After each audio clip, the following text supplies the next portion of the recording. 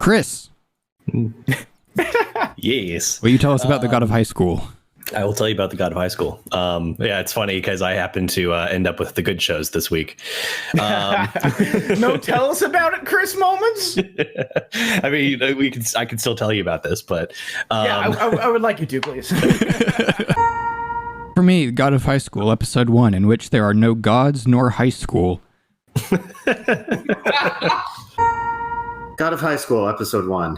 Have you ever hit a sign so hard that you leave a face print? I have. Yeah. Yeah, probably playing Ingress at some point, walking down the street, not paying attention. Back your head right at the stop sign. I mean, I've done that. I did notice that these people are facing a global pandemic and they're not self-isolating or wearing masks, so shame on them. Yeah, well, it's the sting that kills you.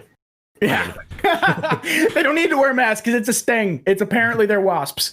Yeah, I just nothing redeemable they specifically here. say that it's airborne at one point. Yeah. Mm-hmm. But then they go back and say, no, it's a sting. And I'm like, what? Mm-hmm. You just said. Maybe your world building is inconsistent in the first episode, some 10 minutes apart.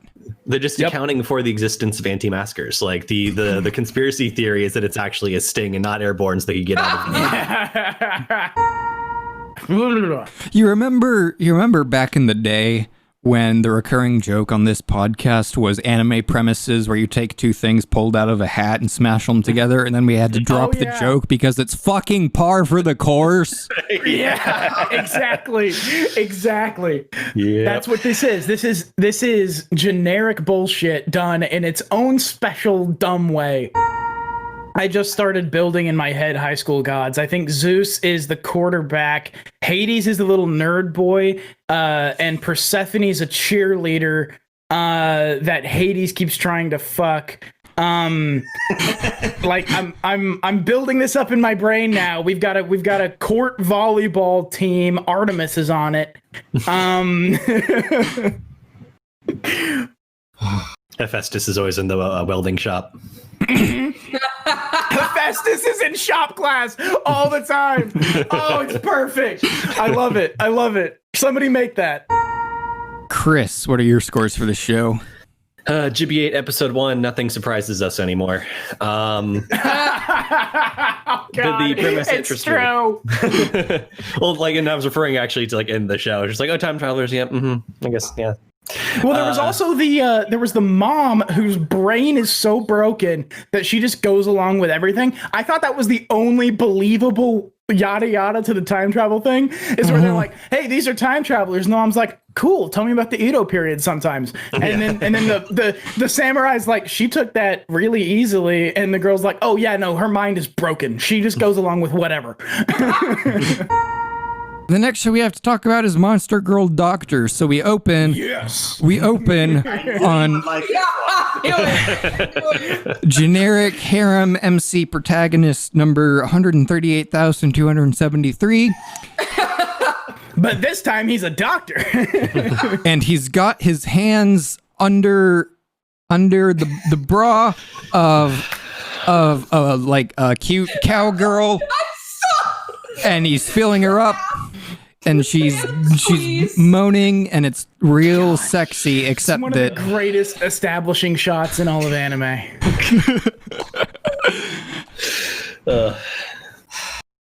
And then he's like, no lumps, you're healthy. And we're like, oh, so it's not interesting. That was just an exam, bro. A doctor. What are you talking about?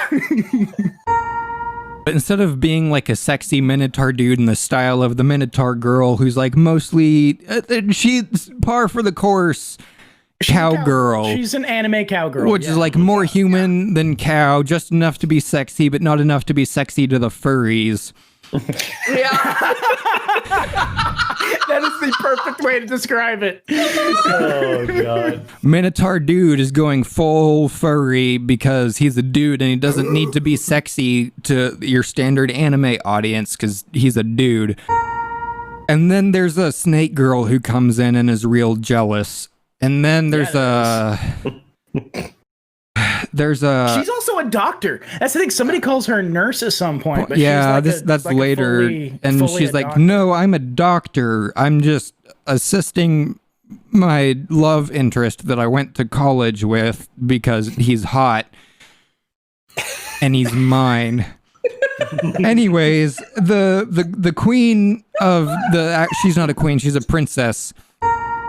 But she's an heiress. It would be like if Hilton Hotels was the only hotel company and people called Paris Hilton a princess. Like Paris Hilton is a centaur, and she now her friends have brought her to the doctor.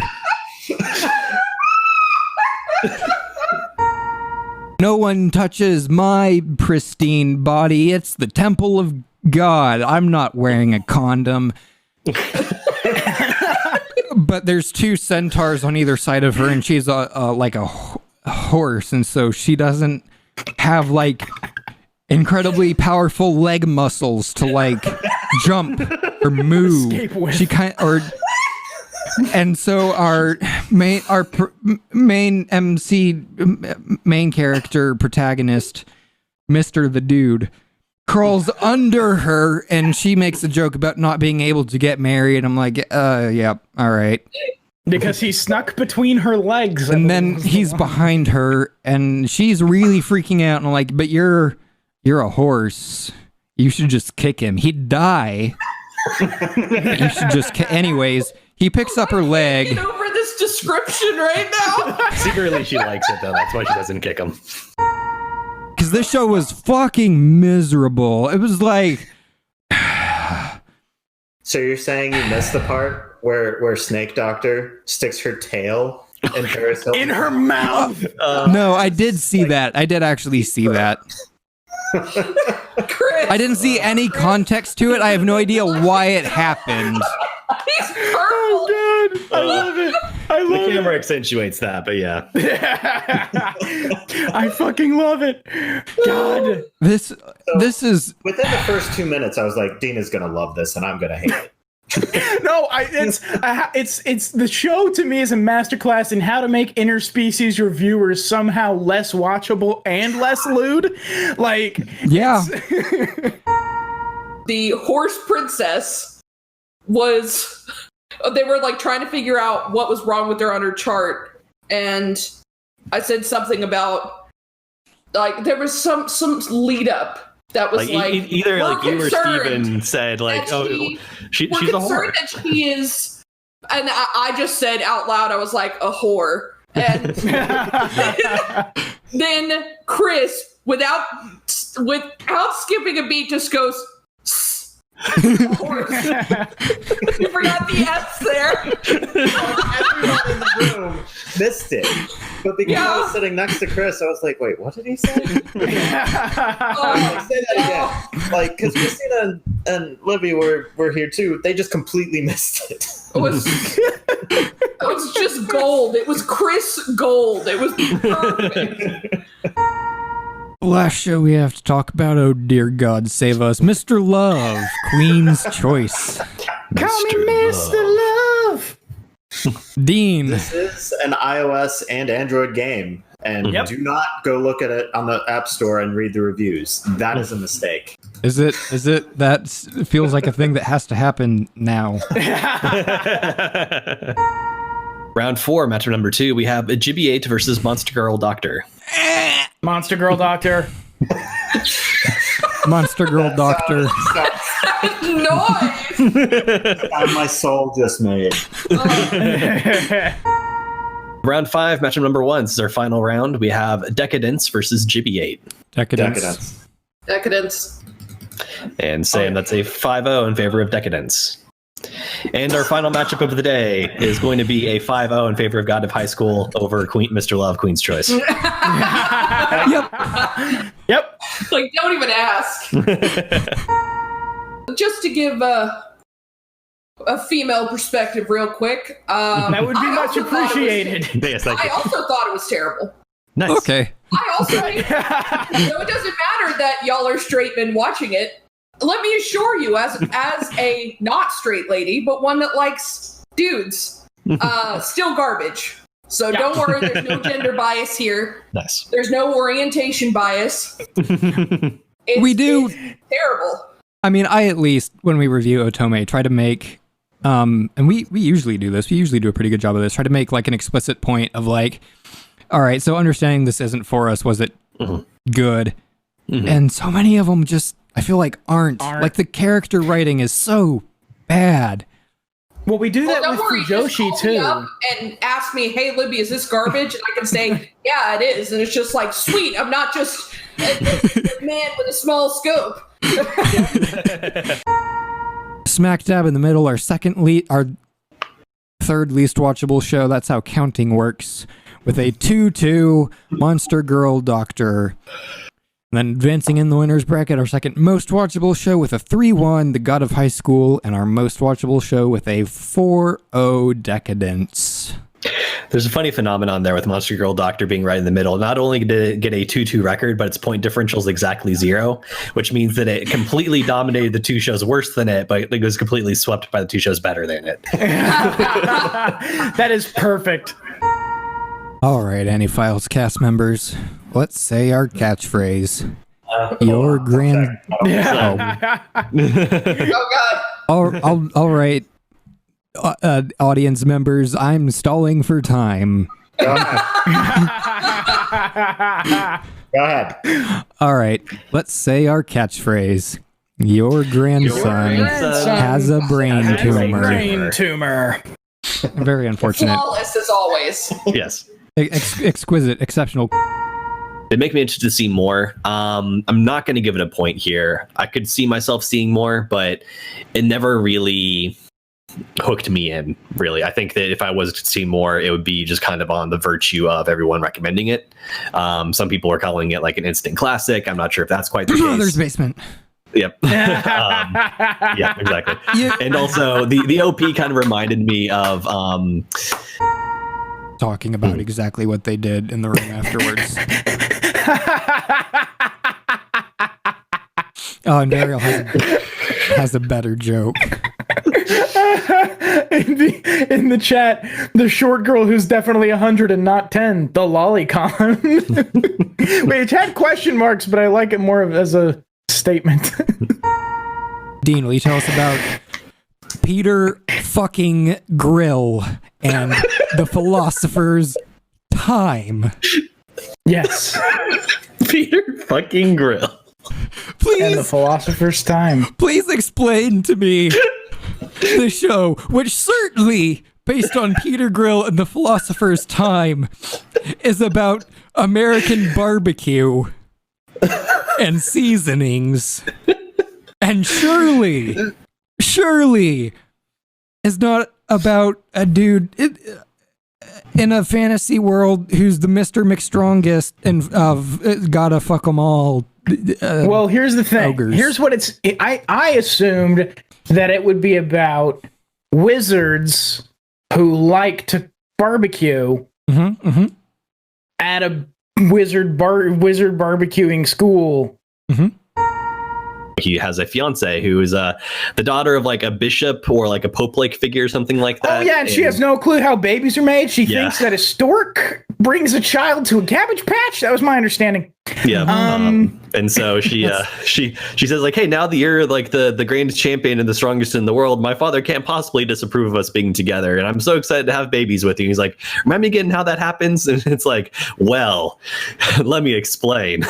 When a mommy and a daddy love each other very much and pray together, a stork brings a baby to a cabbage patch. That was the explanation. Yep. And he apparently is he finds it very cute and beautiful how innocent she is, I guess. No, dude, run. Don't do that. The narrator or whomever also kind of like alludes to like, but he doesn't know the horrors that are about to be unleashed on him. Horrors, just to be clear. That's what I was saying there. The horrors that are going to be unleashed. Both works. In his direction. Yeah, he is the strongest in the world. Heavily implying that the rest of the show is just going to be women of various species throwing themselves at him in order to get, as they say, his junk spunk. And he's gonna bang them all. Don't you know it? We're not going to see any of it. He's going to try to resist, but he's not going to be able to resist. And every time he's going to narrowly escape his girlfriend finding out what sex is. Yeah, and his fiance is just never gonna learn, and he's gonna. Boy, is he gonna feel bad about that, but it's not gonna amount to anything. This is not a good show. Straight zeros. God, the show is fucking awful. Holy shit. Chris? Peter Grill and the Philosopher's Time, episode 1. I just want to stork my waifu. That's actually good. That's actually really good. They took a test for 3 minutes. That was the show. But it was comedy gold.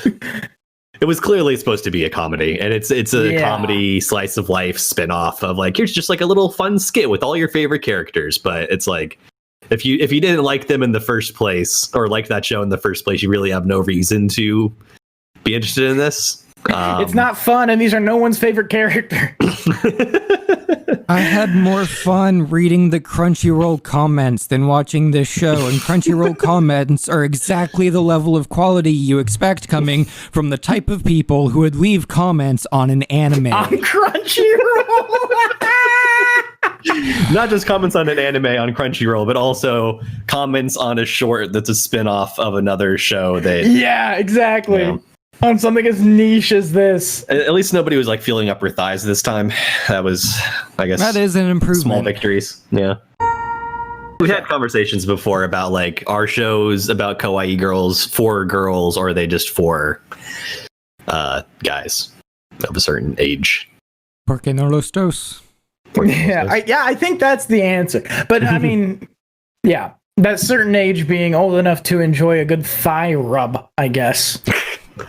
A good non-consensual thigh rub on the street from a stranger. Mm-hmm. It's garbage.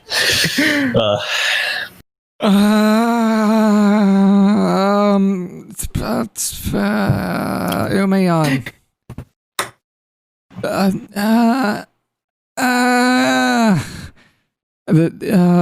That's the sound of my soul in pain. I thought you were going to say it's the sound of the police. Here, I'll let you have my title if you want it. What's that?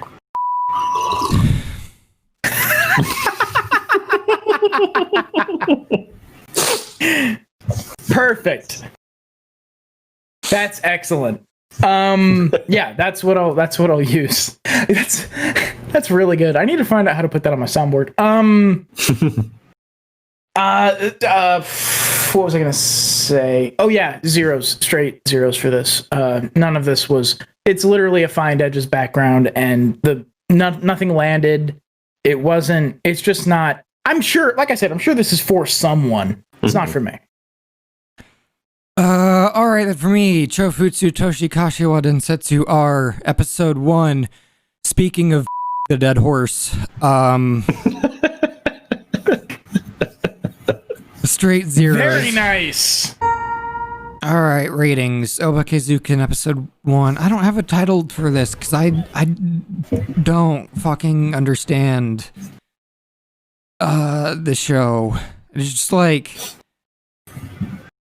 Or maybe I do understand it, and it's just so. You understand it, but you don't accept it. Anything, yeah. I'm like, there has to be more, but there isn't. I'm just imagining so all there is to it. I'm just imagining the Randy Savage quote ending after "You may not like it," and then it's over. That's it. Round 1, match number 2, we have Peter Grill and the Philosopher's Time versus Chofutsu Toshi Kashiwa Densetsu R. Which would you rather watch?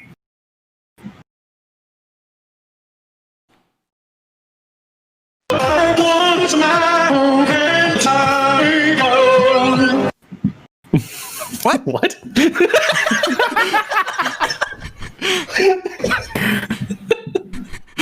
That's my answer. The one with the hentai girls. That was very distorted. So I didn't quite, yeah. Yeah, Anyway. it's that way in the video. Okay. Fifth and final round, Umayon versus Peter Grill and the Philosopher's Time.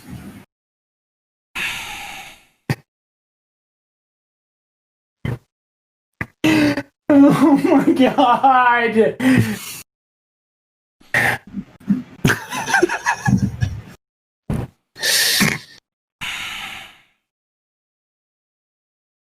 Give me the barbecue hentai. I'd like a lemon pepper dry rub, please and thank you. That's all you're gonna get with this show's a dry rub.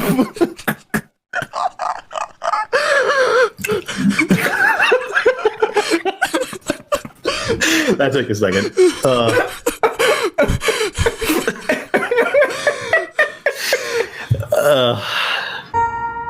Oh, I have another podcast I do.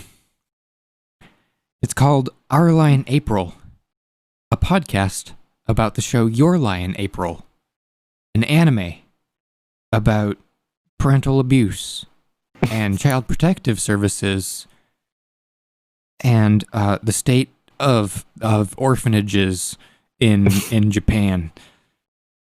An accurate description. Chris, where can people find you? What was the name of that show on the Twitters or the Twitch? Was it? It was anime folders. Just search what's on Twitch. All right, AniFiles cast members, let's say our catchphrase. Let me have your junk spunk. Flawless as always. All right. Yes. Yes. The 3 seed from Group C, Obake Zukan.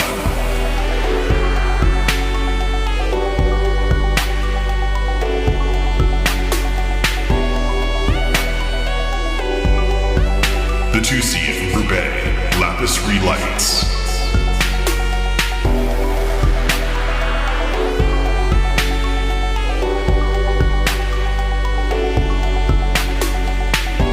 And the 1 seed from Group B, Mr. Queen's Choice.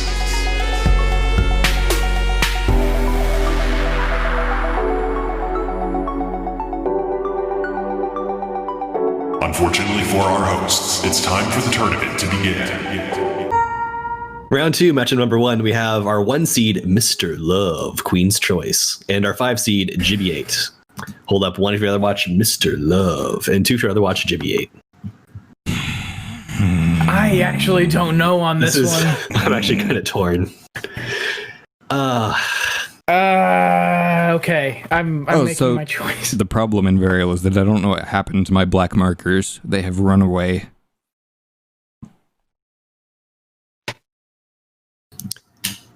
Oh man, I feel really weird doing this, but okay. Thanks, I got it. Get to you. And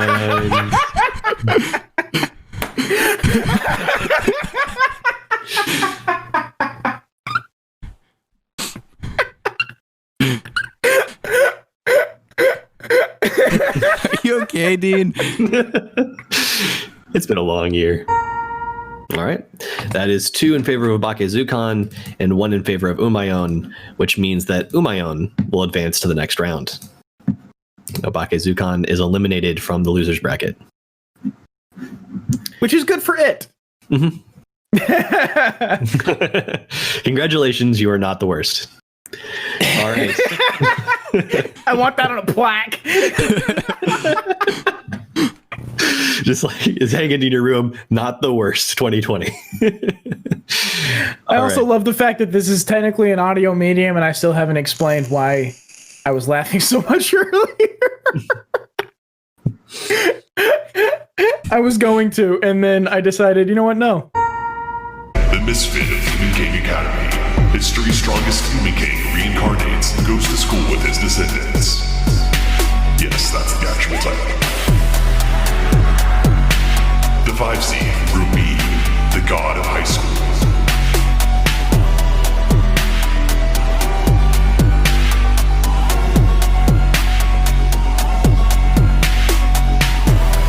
The 4 seed from Group C, Peter Grill and the Philosopher's Time.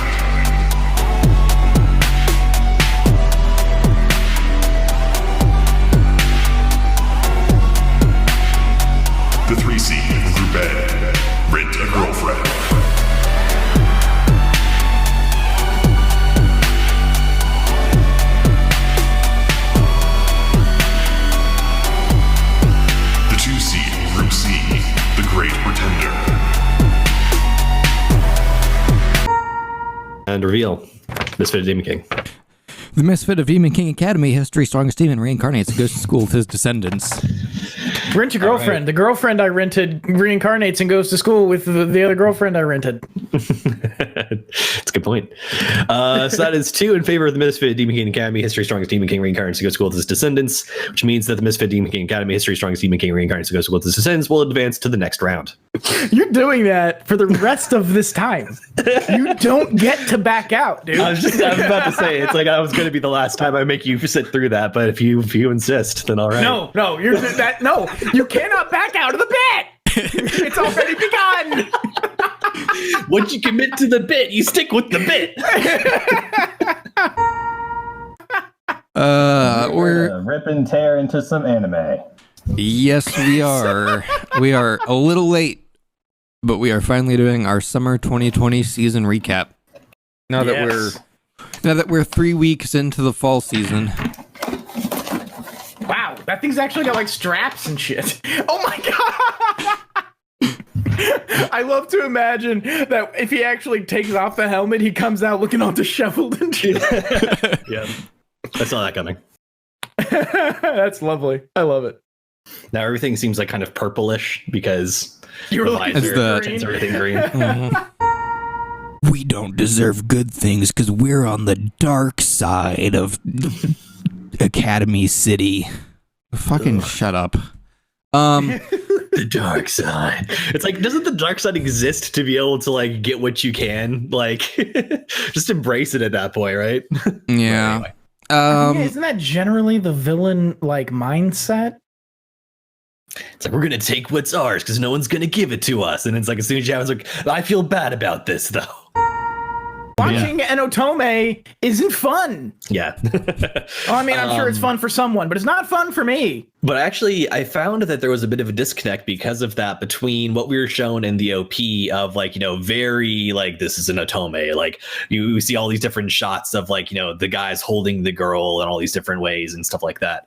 And so like really playing up when the episode is a gun battle. The whole episode is a gun battle. Right. And so, and so they have the romance like sort of like played up in the OP, but then we really don't get any romance in the show itself. Like It's maybe implied here and there with like, I'm going to protect you because when we were little kids, you don't remember this, but you gave me my powers and I promised that I was going to protect you. Or it's like, okay. But I forgot that little subplot where she's trying to remember that she's the fucking source of all this bullshit. Yeah, that's why she's the queen. Yeah. As they say.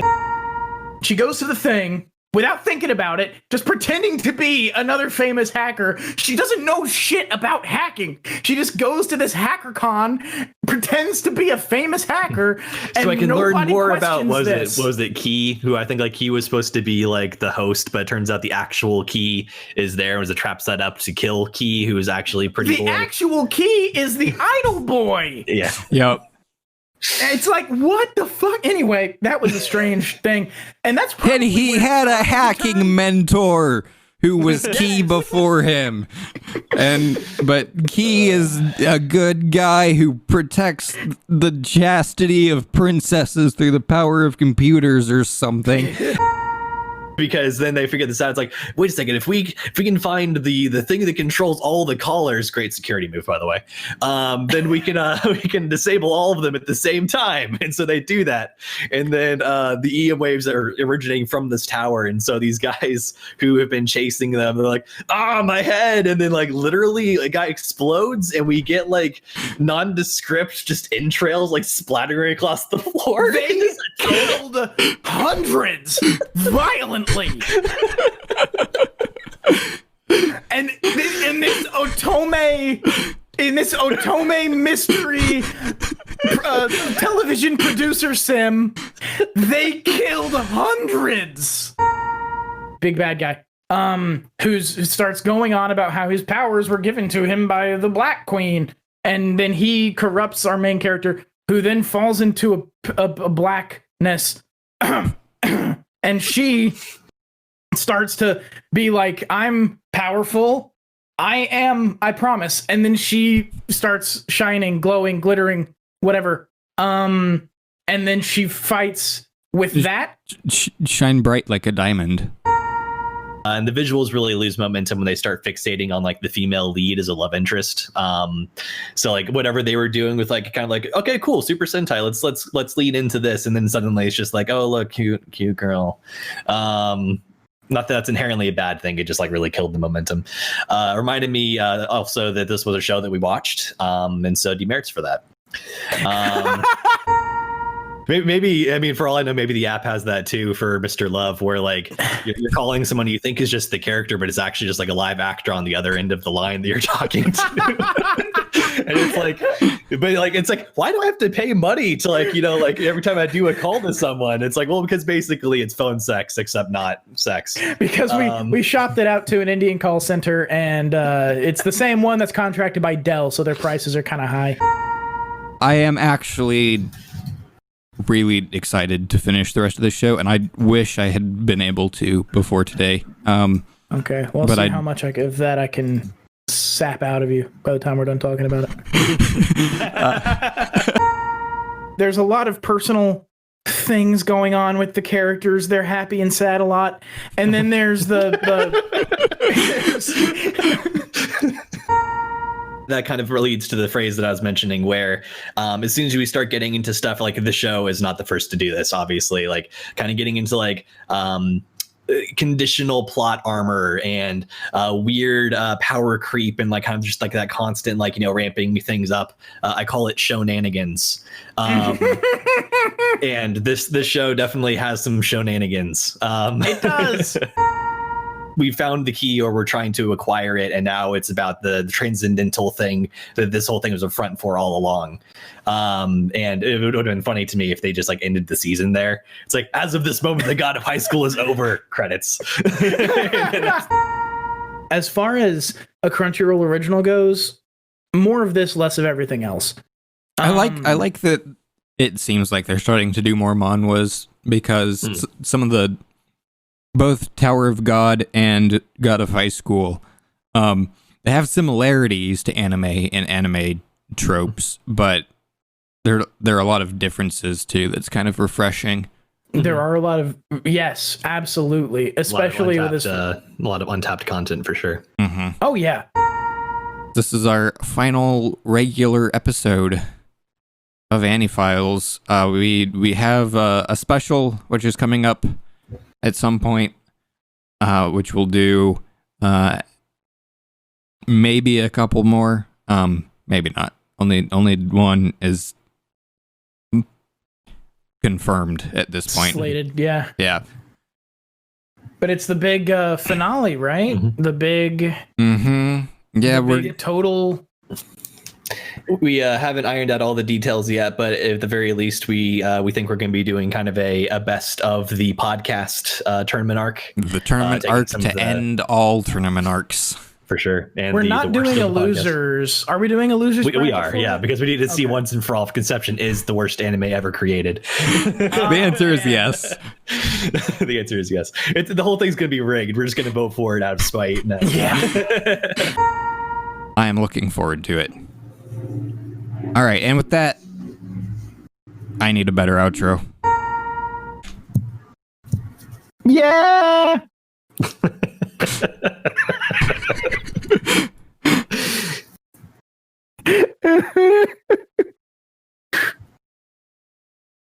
Special guest T-Pain introducing the final tournament arc. Anime.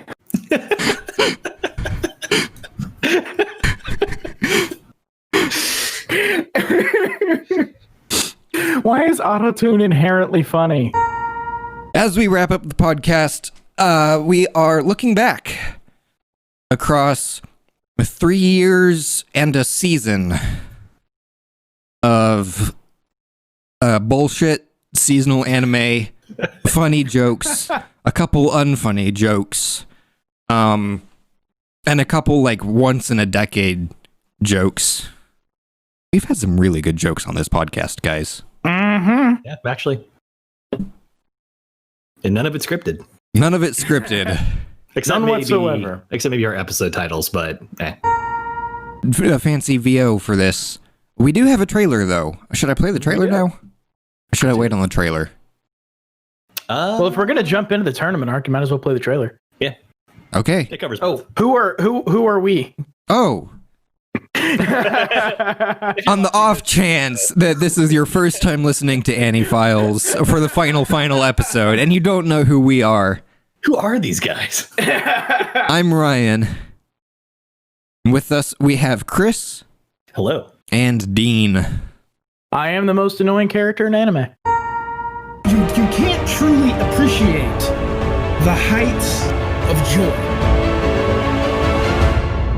until you've experienced the depths of despair.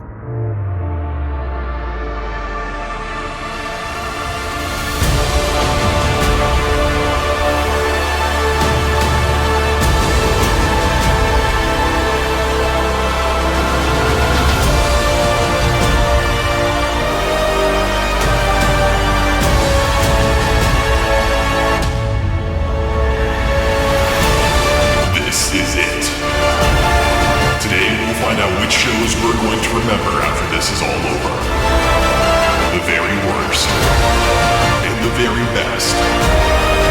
From across all of AniFiles. And we'll find out the best way we know how.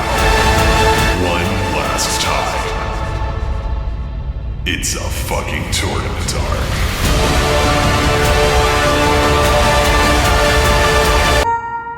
All right. Which tournament are we starting with? The best. Fuck that, Chris! You absolute fucking madman, dude! Thank you. That motherfucker gave me chills. I fucking hate you. I need that goddamn trailer. I need the file. I think I sent a link last night, so Yeah, it should be in the Discord. That was amazing. That was incredible. It's real good. Okay, I'm sorry. I jumped all over Ixie. But I just had to say, like, that was amazing, man. thank you. Appreciate it. That's so good. It's so fucking good. I'm going to send it to everybody. There are probably a few shows that any given one of us might like better than some of the shows that did make it, that maybe are not on the bracket, because this bracket definitely reflects our group's sort of consensus on the shows that we think we liked. Right. And as we go through, we're going to be voting between a couple of different shows as we work through the brackets. Usually what we would do is we'd say, which of these would you rather watch? But this time what we're doing is a little bit more kind of which of these do you think is better? Which one did you like more? Which one is more your favorite or least favorite? Or even if nothing else, kind of like which of these do you think is more deserving of making it to the end and being named AniFiles best show that we covered or worst show that we covered? So slightly different criteria, but ultimately it should be a fairly familiar format to those of you who've been following the tournament arcs so far. 2-1 in favor of Jibby 8, which means that Jibby 8 will advance to the next round. I think Sachibato could probably be laughed at. Jibby 8 is just. It tries so hard and does not get very. I don't know. Coronavirus, wasps, samurai. Yeah, it's timeless. Yeah, it's Like, timely, I should say. I think you can laugh at that show because of how serious it's taking itself. It is a 3-0 in favor of Virtual Son, which means the Virtual Son will advance to the next round. Round 1. Uchi-A-O-E. Hi. I love it. I love it every time. The PTSD is real. It really that was a fun evening, though. Like It was. Hang out and watch that. I mean, it was also a very slow and painful evening, but I look back on it with fondness. All right. The pain in everyone's face in the pictures that were taken is incredible. This is a tough matchup. Hold up. 1 for Ensemble Stars and 2 for Destructive God. Ensemble Stars won worst of the season, and it's season. And so did Destructive God. Did it? Generally. Yep. Destructive God is the one we watched a couple seasons ago. Why do I not remember? Because it's entirely forgettable. What the fuck even happens in a Destructive God? Gesteba. Right. Oh my. Oh, good Lord. Oh, good Lord. It all came flooding back. Oh no. It just took that. Oh Jesus. Oh my God, dude. Oh.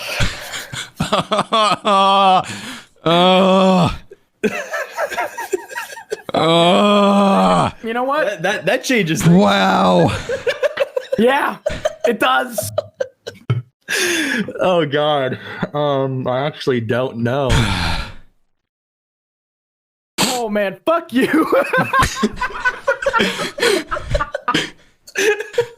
That was awful. I had legitimately happily forgotten that show until you said that. And now you just got like the cat stare staring into your soul. Because it was so repetitive from episode to episode. I don't know, maybe it's not necessarily the worst if you can like find your Zen center and become okay with the sameness.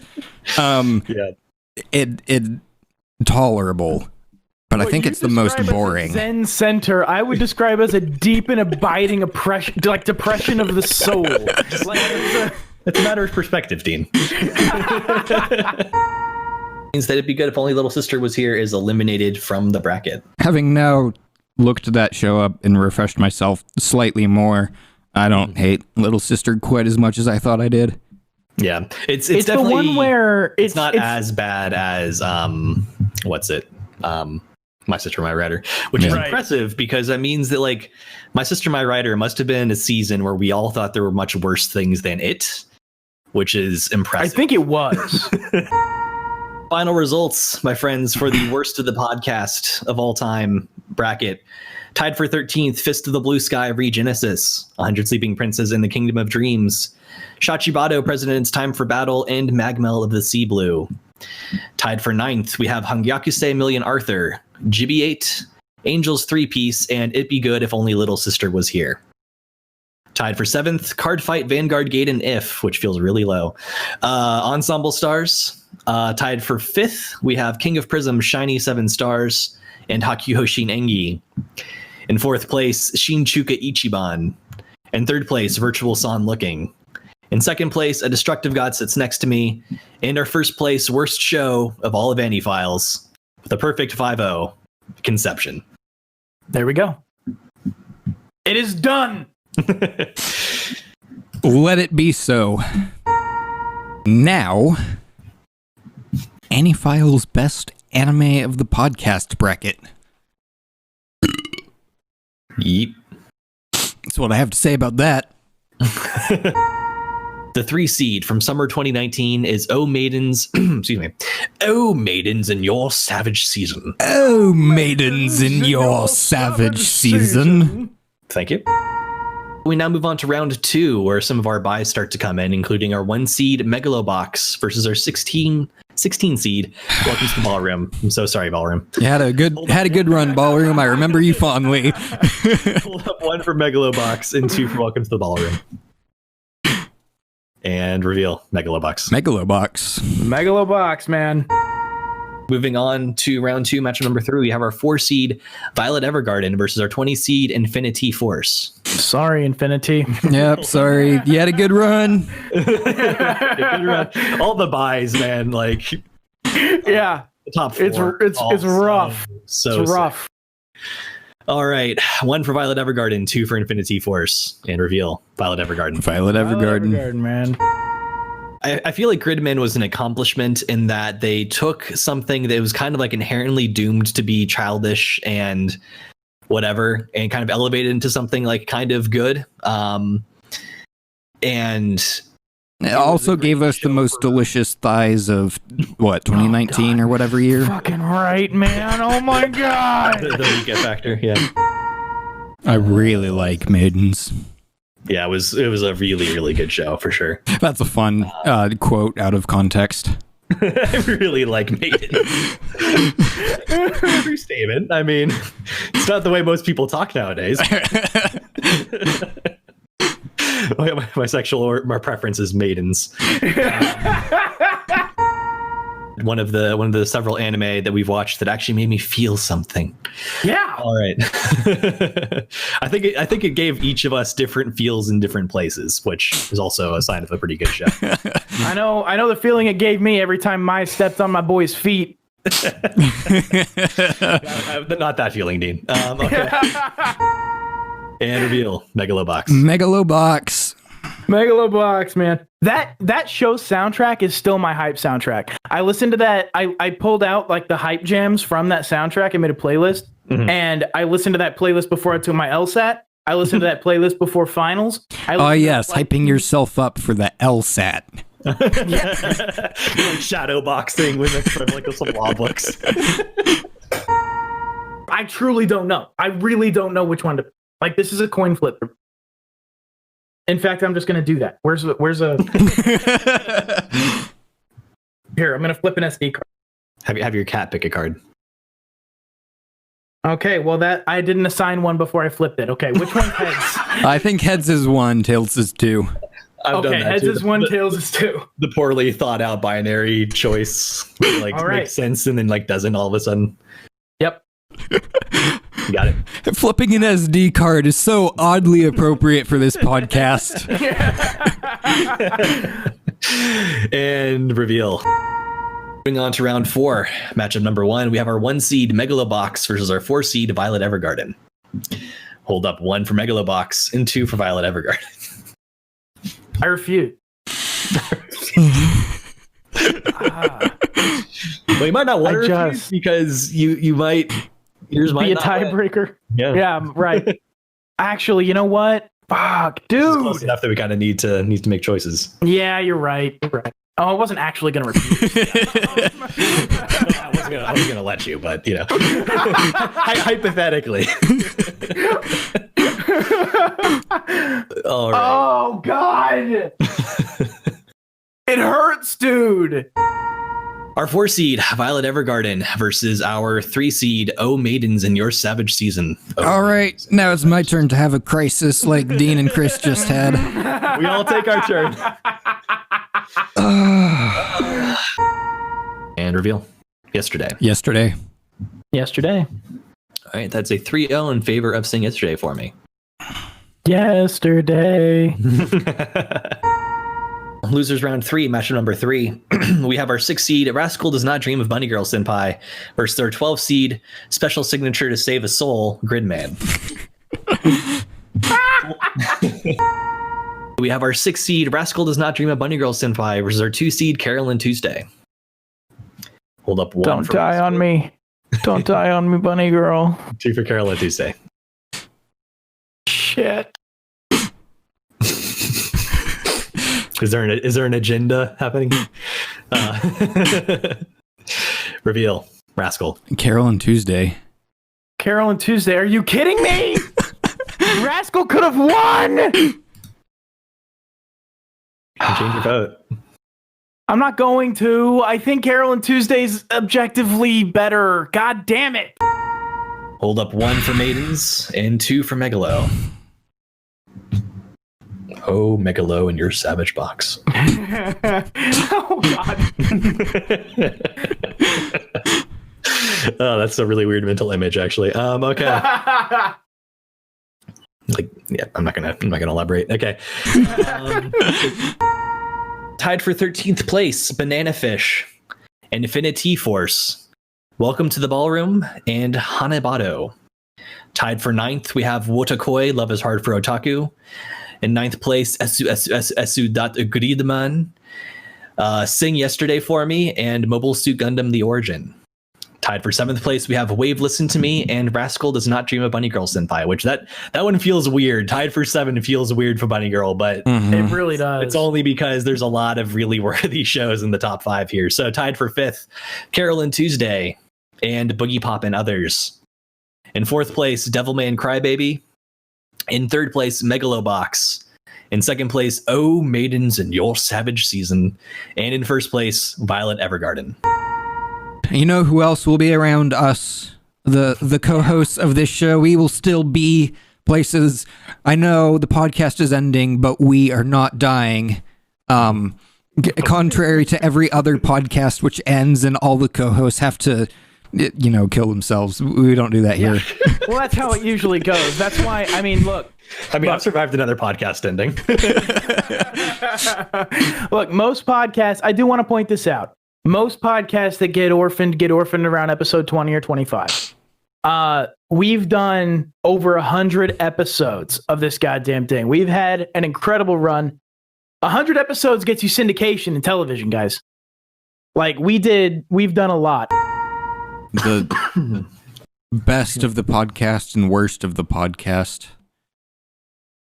And that was a lot of fun. But it also went really long. It did go long. So, we've got some topics, some things we want to talk about anime, about the podcast in general. So we're going to do that today. I'm your host, Ryan. With us, as always, is Chris. Hello. And Dean. Yo! And for our listening audience, the coughing there was not me trying to be sarcastic or anything. As Ryan was saying stuff, I had some cough on the wrong mic. So I saw you take a drink and immediately just. I did that earlier. Luckily, it was before the podcast started. The coof. You have the coof. The coof. The coof. You got the coof. We watched I think it was 402 anime over the course of our 13 seasons. It's too many. Too many animes. That's not even counting all of the ones that we didn't review, including the season 2s and that sort of thing. All the sequels. That's so 402 first episodes minimum, and then a couple of times we watched 3 or so just because we thought the show was compelling or whatever. That's a lot of anime over the course of how many years total? We started in summer 2017, so roughly 3 years in a season. Wow, 3.25 years. Wow, that's a lot. In my opinion, that's what made O Maidens in Your Savage Season so compelling, was the fact that they really dug in that first 23 minutes. Oh, Maidens in Your Savage Season. They really. I saw Chris's face and I was like, I'm gonna let him finish. The story doesn't have to be compelling. What I mean is they don't need to set up the whole arc in episode 1 if they have spent that time doing character development, showing me cool shit, whatever it may be. You can set up the arc in episode 2. Just do something that's gonna really hook me. Ryan has also choked on his coffee. Everyone's choking on their beverages. That was unpleasant. To add on to what you it's sticking, isn't it? Yep. It's just sticking there in the back like a little fucking. So for network television and for cable shows and stuff like that are live action, that kind of makes sense. Where it's like you can watch. I'm coughing now. They tend to misstep in similar ways. They overreach, or they forget things, or they lose sight of some core aspect of what it was they were trying to make in the first place.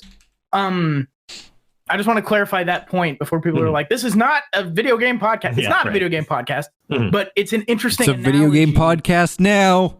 Joke's on you. It's an interesting analogy between the two. Right? We were announcing that we're done with AniFiles, but now we're transitioning into gaming files. Yeah, it's all just Genshin Impact. The specific question that's written here is being honest with yourself. What don't you like anymore? And I think for me, I hate to say it, but the answer is cute girls doing cute things anime. No! Which is soul crushing. I want nothing more than to just watch a comfy slice of life, cute girls doing cute things, but they've all been so boring. Yeah. No, I'm not surprised to hear that, but it does hurt the soul a bit. I wouldn't say that my taste was too limited before, but like a lot of the shows that I did see early on, and again, kind of the thing with curation and recommendations of like, when I was first getting into anime, I was seeing a lot of stuff either that just like it was on TV and I saw it because it was one of the few good ones that sort of made that cut. And then there were the other ones that maybe in the early days of anime on Netflix, like they were generally pretty choosy with which ones they included, ones that friends would recommend, that sort of thing. And so I was seeing a lot of like good stuff. And then when I started seeing more of the bad stuff, I'm like, I think that the way I would define my taste now is good anime. It's like, it's cool. It's fine. I like it. You know what I mean? Mm-hmm. So it's been I think more expansive than restrictive. I say for the second time. You're further along on Geek Incorporated's sort of like secular taste cycle. Right. You've now achieved just to have good taste, you must have no taste, or whatever that was. That's kind of exactly right. I think is the I don't really. I don't know. I'll watch it if I like it, I guess. Mm-hmm. And I think that kind of goes back to like, one of the other bullets we had on our list here is just kind of the idea of let people like what they like, like the things that I'm here for. And we've said already, it's like sometimes like there are shows that are clearly made for someone that's not me. And it's like, that's fine. Like if you're here for X, then enjoy X and don't let anyone tell you not to enjoy X. Right. I think there's unless there's like a moral implication. No, I'm kidding. Is there a show in particular that flipped you on something? Because I can identify a show that flipped me on some things in anime that I initially my reaction was like, and now it's like, hey, maybe. And that's Domekano. And Citrus, those two shows flipped me on a couple of things where it's like, oh, you can do cheese. Well, not just that. Sorry. The relative waifu index could be an index of the quality of waifus in a show. That, though, felt a little too subjective, even for something which has my name on it and is therefore necessarily subjective. Well, it's like we name like great scientific achievements after the person who developed them, but they were still made to be science, right? That's like fair. Just because I'm suddenly drawing a blank on like every like kind of so and so's law, but like Newton's 3 laws of motion, or not motion, but Avocado's number. Yes. Avocados. So you are making an important scientific statement that we're naming after you. I'm glad that Dean appreciated that joke, which was not in any way original. So if you look at like shows with only 3 or 4 characters which are harem, those will still, against an index of 7, those will still be rated higher than shows with 1 or 2 female characters. Okay. That makes sense. It does actually. No, wait. Danmachi I think actually had like 14 or 15 waifus because it was like exactly a 2, which is kind of where I wanted to put it. And so shows like Danmachi with lots of female characters now are elevated to about the 2.0 mark where I wanted them. So Cersei's relative waifu index is an index on the quantity of waifu relative to 7, effectively. Okay. For people using this new metric for market research, what would you say is the kind of like required number on that index to have a viable gacha? Oh, man. To have a viable gacha, well... Oh, boy. It's got to be closer to your 2.0 range. I think it does, honestly. You can offset with some husbandos, but... I don't know, because Quintuplets has a gacha. It's not like a real popular gacha, but it has one. But I would think the ideal range is close to a 2.0 for a gacha. Quince has a gacha? Yeah. I'm suddenly just imagining like each of the quints is a different rarity. So like I've got like 20 of this quint, but only one of the one quint. I am so sick of rolling sporty. We are professional animes, but we're technically not professionals. So yeah, so definitely lessons to be learned. Amazingly, our parent company, Gigic Incorporated, never sent us a check. So I'm. That is because we're not in any way affiliated with Gigic Incorporated. Gigic.co.uk for all your wonderful. I don't even know if that's his website. Ryan's average across System 1 of give it, like, not watch anymore, give it another episode, or I would watch this. You had 69. Nice. Zeros. Nice. You had 10 ones. And interestingly, you were pretty willing to go ahead and give something a shot. You had 23 twos, which is more than twice the number of shows that you were kind of on the edge with. So you seemed a little bit more kind of decisive in that way. So it was more split out. It's like, I'm not going to watch this, or I'm going to probably watch this, as opposed to, I do remember giving a lot of onesies and twosies where other people gave zeros and ones. Like, yeah. Kind of following up on that, Ryan, you had 122 zeros. Oh my God, these numbers.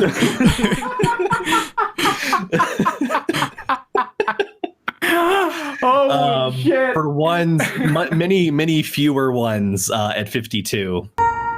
That's basically a 6% chance that any given show was going to be a 5 across the time there, which is actually higher odds.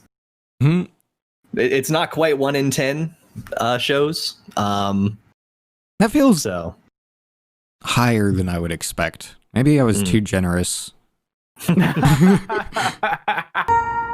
Things that got perfect 100s, meaning that we all gave them 5s, was pretty rare. I think we only had, like, not even every season would have one of those.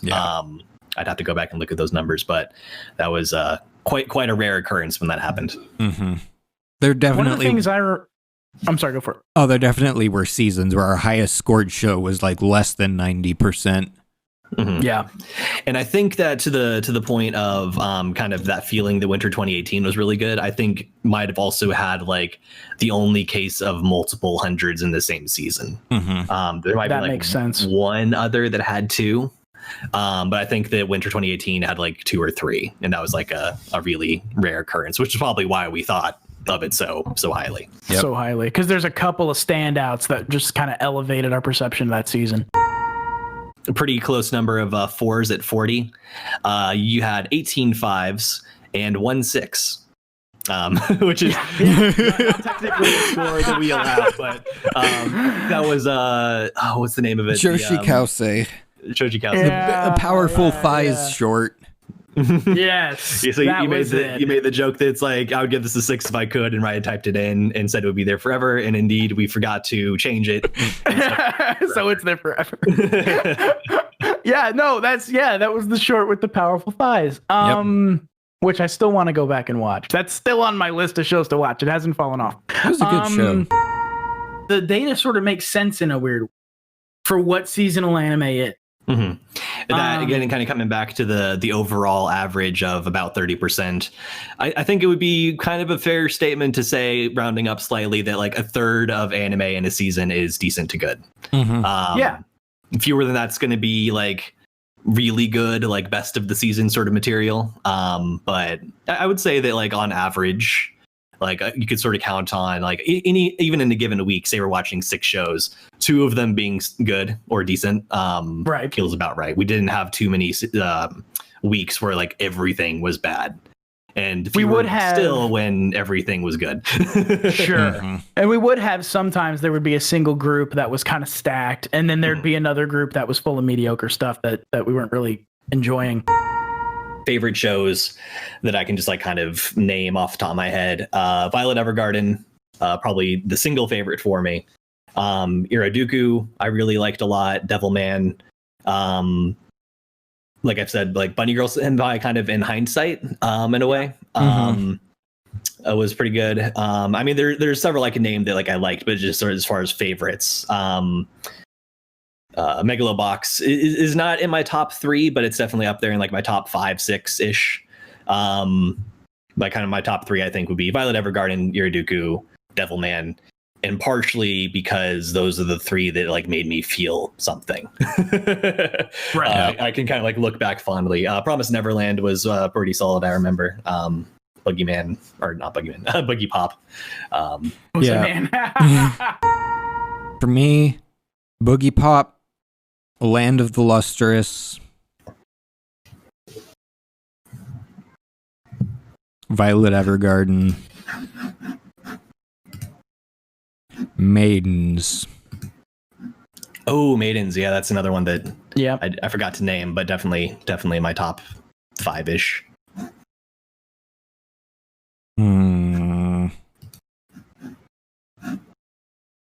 I think those 4 are the ones I'm gonna stick with. I'm not going to say Violet Evergarden because it's Violet Obviously. Evergarden is at the top of the list. Megalobox, definitely. Megalobox, without a doubt. Bunny Girl, definitely. That was one that I fell in love with early on.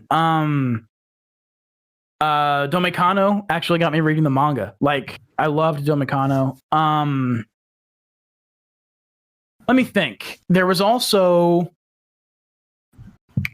I liked Citrus early on. I don't know if I would like Citrus as much having watched Domekano. And knowing what Domekano does with the concept, I think Citrus might actually be a little underwhelming. But when I watched it, Citrus is one that I look back on fondly. I'm trying to remember. There were a few. Actually, you know what? That one short, the short with the... I cannot remember what it was called. Love is Like a Cocktail? Yes! Yes, that short was really good.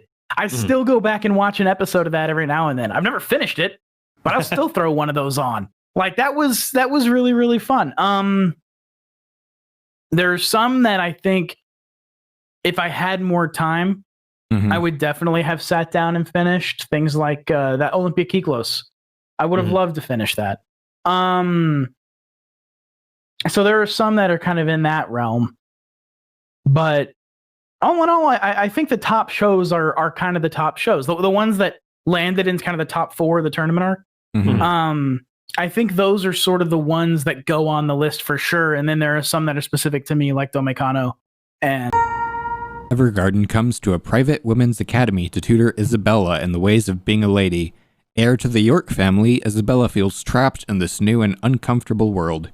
She still grieves for the only person to ever bring her happiness, now lost to her. Violet's lessons do give her a brief respite from the melancholy, but with absence of joy, how long does it take to truly heal? oof. Here we go, boys. Then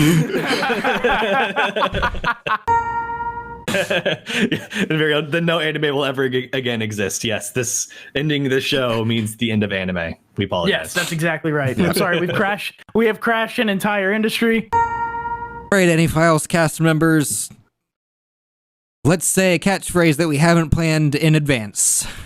Okay. Wait. Wait. You paused I it? did that, and then I was like, do I have to cue us in again? Or do we just go? And I think the answer I decided on is now I have to cue us in again. Which in hindsight now I think was probably the wrong answer. So that's fun. It's nice to know that on the final episode we are, some things never change. No more coordinated than we were. The outro's still scuffed. It'll always be scuffed. Cut. Take 2. All right, AniFiles cast members, let's say our catchphrase. Let's do our best together. All right. Bye.